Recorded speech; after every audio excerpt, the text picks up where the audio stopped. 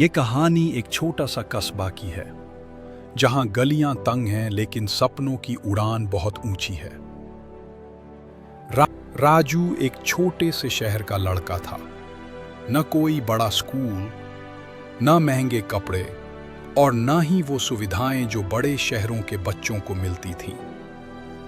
उसका घर कच्चा था। माँ गांव के स्कूल में सफाई का काम करती थी और पापा एक छोटी सी दुकान चलाते थे। हर दिन राजू स्कूल से लौटने के बाद दुकान पर बैठता और रात को माँ के साथ बैठकर पढ़ाई करता। उसका सपना था एक दिन बड़ा आदमी बनना, जिससे उसका परिवार उस जिंदगी को जी सके जो उन्होंने सिर्फ फिल्मों में देखी है।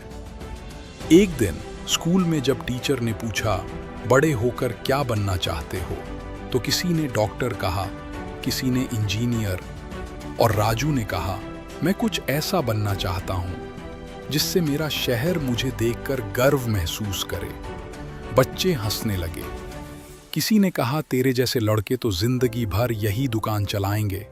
राजू चुप रहा, लेकिन उस दिन एक बात उसने ठान ली, अब मेहनत नहीं, पागलपन की हद तक मेहनत करनी है।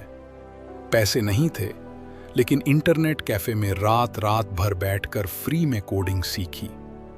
यूट्यूब से अंग्रेजी बोलना सीखा, मोबाइल रिपेयरिंग का काम सीखा और वहीं से अपने लिए एक सेकंड हैंड लैपटॉप खरीदा।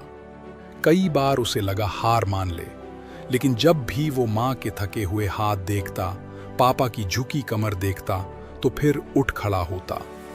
4 साल की मेहनत के बाद एक दिन उसे एक बड़ी आईटी कंपनी से जॉब ऑफर आया। उसका पहला सैलरी 75,000 रुपए महीना।